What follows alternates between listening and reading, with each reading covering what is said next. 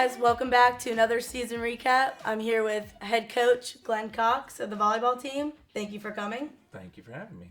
So how did your season go this year? We had a pretty good year. I mean, I feel like we had an excellent season. Anytime you can go 25-6 on the year is a pretty good year. We came up short at the end. We really felt like we could have duplicated or added on to what we had done the year before, making the Elite Eight. But it is truly a tough region. I mean, there's always, the regional here is a very competitive regional. There's not an easy game at the regional when you go and play. We definitely had a great year. We just had a few little ups and downs, and that cost us at the end. Just really struggled. Georgia College really had our number at the end of the year and had a phenomenal year, just exceptionally clean play. And seemed to always just inch us out. Even when we beat them in a lot of statistical categories, they were able to win the match at the regionals. But overall, I mean, it's a great year. Just can't complain. I mean, we've had Beck's made All-American, and had a bunch of accolades, all conference players, and looking forward to having a big group returning. That's great. How does it feel to set an athletic department school record of 21 wins? It's pretty cool. I mean, you kind of get caught up in it when it's happening. I mean, it was it was a great win streak. Hate it had to end the way it did. It was a real tough loss to have that happen at home, especially. But it just says a lot for our program and what we've built and what we've been able to build over since I got here in 2008, and it took a lot of years of building to get to where our kids had the confidence and the ability to be able to show up and compete on that level and to be able to display that type of consistency. I mean, because that's really the key in any sport is just mental focus and consistency every day in and out against the good teams and the bad teams. Oh yeah, I feel like your team has a lot of determination too. They do. Their confidence was big at that point, and that loss was really rattled our confidence, and it was tough for a lot of people to get back from that. So and it's amazing what one or two losses can do to a team's confidence at the time. So. Well, you guys also had the highest rated All-American in school history. How do you feel about that? Oh, it's awesome. I mean, and especially it's great because she's a sophomore. I mean, Rebecca's just a sophomore and is gonna continue to get better. She's I have to give credit to all the people that are right behind her too, because I mean that's she pushed Danielle Mercer last season as a freshman to be as good as Danielle was, and then this year, I mean, we've got a bunch of great with Bryn Bonner and Natty P, and Juju and all these different people in the back row defensively, really pushing her to be her best, and it showed. I mean, she really shined this year. She did a super job defensively for us. We purposely tried to. Our blocking schemes were like, hit it towards Bex. Good things will happen. She won't let it hit the floor, and she does a phenomenal job. And we really do try and funnel the teams. Our block, we try and funnel teams cross court and make other middles hit at her. Just works out pretty well. It got us 25 wins doing it. So. Wow, that's good. Mm-hmm. You also had 4 all-conference performers. Mm-hmm. Yep. Had a great year. Just and she also got Libero of the Year as well for the conference. And then, Julia and Emily had a phenomenal year as well. Great senior season. I sure do hate to see them go. I mean, because they've been here and really helped build this thing from the beginning. And then Allie Smith just really was one of the top freshman performers in the whole conference, and she led us statistically, from an offensive standpoint as well as a freshman. So I mean that bodes well for the future. It's just exciting to see what we can do, and looking forward to it. Oh yeah. What positives can you take away from this season moving forward? Well, I mean, just a lot of those accolades with some of our younger players. I mean, you've got an All-American that's a sophomore, and you've got an All-Conference player that was leading us in kills as a freshman. But you've also got a whole lot of people. We were more of a complete team this year. I mean, it's we've got a lot of weapons in a lot of places, and we had some people that played banged up and hurt all year. I mean, I really felt like we were never ever 100% this whole season. We had one of our incoming freshmen that I expected to be one of our top performers out all year, with an injury, and that it just says a lot for the depth and the core of this team and the heart that this team has, and just how much effort they put in every day when they come into practice. They come in and I don't have to do a whole lot of whip cracking to get people to come in and compete and work. They come in and work every day, and it's fun. It's a great environment to be in. It's a lot nicer to coach a team that knows, if we show up and work, we can be a Final Four team. Thoughts on the senior class? What did they do this year? They just did some phenomenal things. You've got Emily and Julia, who have been essentially kind of our team captains per se, but we also, we had a group of 4 seniors that were also, I really consider all 4 of them captains because they all led in different ways and performed and did different things. Julia and Emily, Emily obviously is our starting setter, is our quarterback out there running the show, doing her thing. Julia has just been consistent for 4 years and been that outside hitter that we could go to in certain situations. And, if you got her fired up, there's really nobody better in the league. If she's on, she's really hard to stop.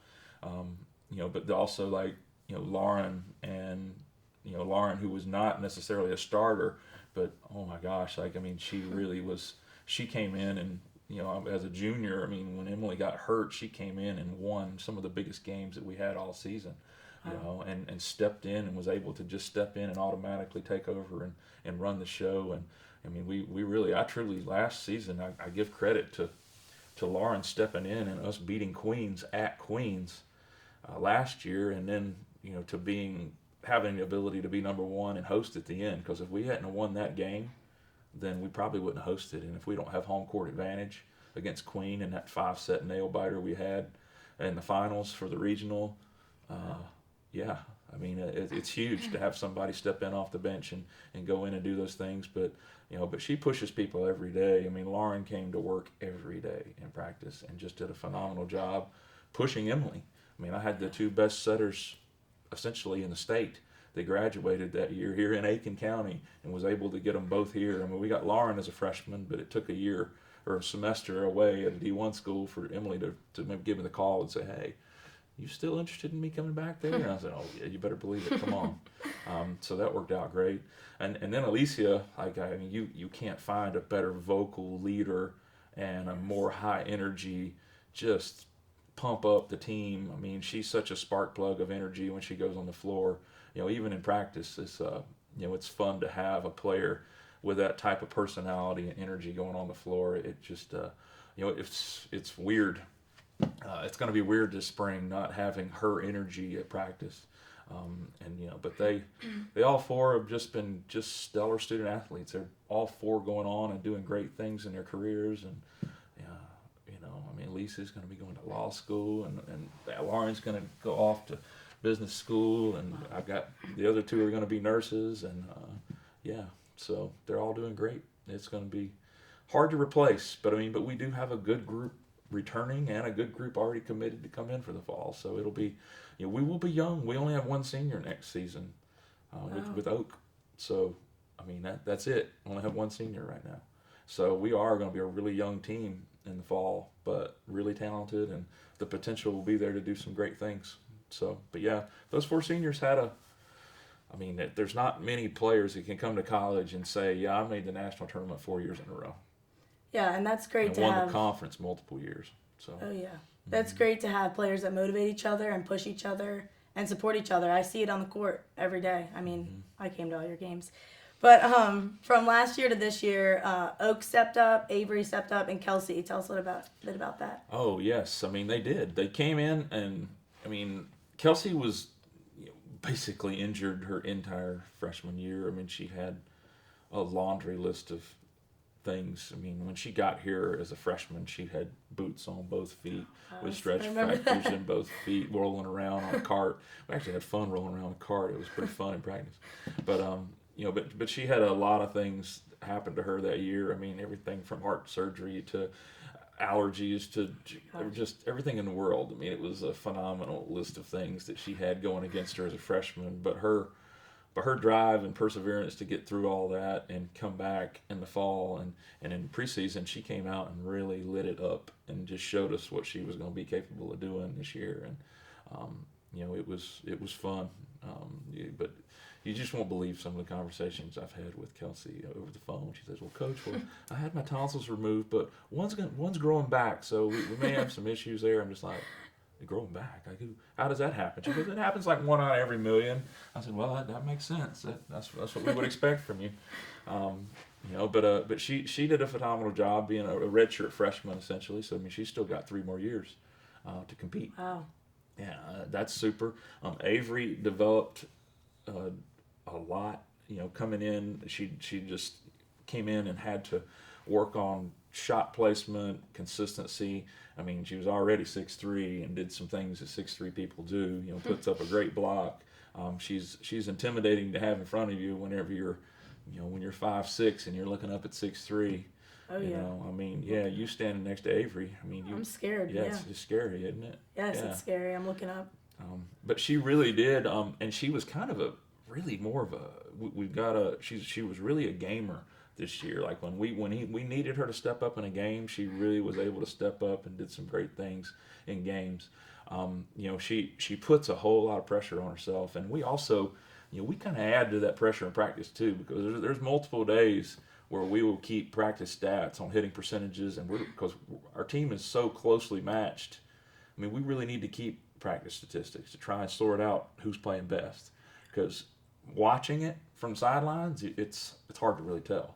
You can't tell somebody hitting 300 and then somebody hitting 296. There's not a big difference on watching it, but we keep it. But we throw her in those situations all those times, and it's funny. She always has better hitting percentages in games than she does in practice. But I think that's also just because she feels the pressure of because her and Kelsey both play the same position and they both battle. I mean, it's a fun battle to watch. It's a good problem to have 2 right sides that are battling that hard against each other and doing what they do. And they each bring different strengths. I mean, obviously, Avery's a better blocker than Kelsey. You can stand next to him and tell. The height difference is a factor, but Kelsey gets it done too. I mean, I'm not going to short her. She's a smaller player, but she makes up for it with just great defensive abilities and good court vision and great shot making. Now Oak came in this year and really she's been improving since day one and really had to step in and take on starting roles this year in a lot of situations. I mean, because we had injuries. We had a lot of injuries in the middle department this year. But Oak actually, I mean, injury or not, there's times when they were all healthy and Oak was just stepping it up and beating some people out. She's a super athlete, one of the best blockers on the team. She gets to some balls blocking that that not many people can get to. And she's kind of, I'm hoping, is like our next spark plug. It's hard to replace an Alicia Hines, but yeah. I'm hoping Oak can bring that energy in there. She definitely has it in her. And she's fun to have on the court, and really had a super year. And that's people that really, like you said, they did not play a lot as freshmen, but they were also backing up and pushing a Cassie Johansson, who is she's one of the best athletes to ever walk on this campus. I mean, she could be good at anything, and it was fun to have them pushing them. And we've got a couple new freshman middles coming in that I hope are gonna push Oak and push Christine and make everybody better. So it's great to have those players that step up. Mm-hmm, for sure, it helps. What are your expectations for the team next year? Well, we want to try and get back to. We want to win a national championship. I mean, we've gotten a taste of what the Elite Eight feels like, and we want to get back. We want to go back and make a run at it. I watched. And I think everybody, a lot of our girls on our team watched, Flagler, they really only had one other region loss this year, and guess who it was to? It was to us. And they're the team that represented us and did a super job. I mean, they hosted and really did a nice job hosting regionals, and got to win on their home court. They got to do what we did last year. They got that home court advantage by being number one at the end of the year, and it's huge. Home court advantage is big, and if you can have the national tournament on your floor, it makes a big difference. And they really played well. Their final was not even really that close. They didn't get challenged in their final. They just blew right through it and made it right through the Elite Eight and played really well in the Elite Eight. They did similar to the same thing we did. They played really well for a little while, and then they let off the gas and kind of were just happy to be there. And it's good to have a couple teams in our league. It's nice. The last 2 years we've had a team from the Peach Belt go to the Elite Eight. So that says a lot for the Peach Belt, and it says a lot for the returning teams in the Peach Belt because they know what it tastes like. And how incredible is that feeling? It's a great feeling. It's fun. It's a great experience. The NCAA does just a phenomenal job with we go out there and you get to go to school and do some community service work with a bunch of kids, and you get to have just an awesome banquet, and you go in and it's basically like a huge shopping spree for the team because they get all kinds of fun gear and get backpacks and jackets and all kinds of stuff that the NCAA gets for them. Mm-hmm. They do, yeah. If you can make it to that point, you deserve to be spoiled a little bit. Absolutely. But yeah, definitely. This team knows what it takes to get there, and they know that you can't have a couple off days. You can't have those off days. You've got to go out and play clean, and get a chance to try and host it again. We love to host the regional here. And this is a great facility to host a national tournament. Oh yeah. It's one of the nicest in the whole conference, and we'd love to have it back here. And we had it in 2015 and 16, but we gave it away this past year. We had a couple of real close ones that got away from us, and hopefully we'll be back. And this team has the ability to go compete for national championships. We've got the defense and passing to do it. And if we show up offensively and work on our blocking a little bit, we'll be in the hunt. Don't worry. It's great. Mm-hmm. That wraps things up for our volleyball season recap. Thank you for coming, Glenn Cox. Thank you for having me. Tune in next time.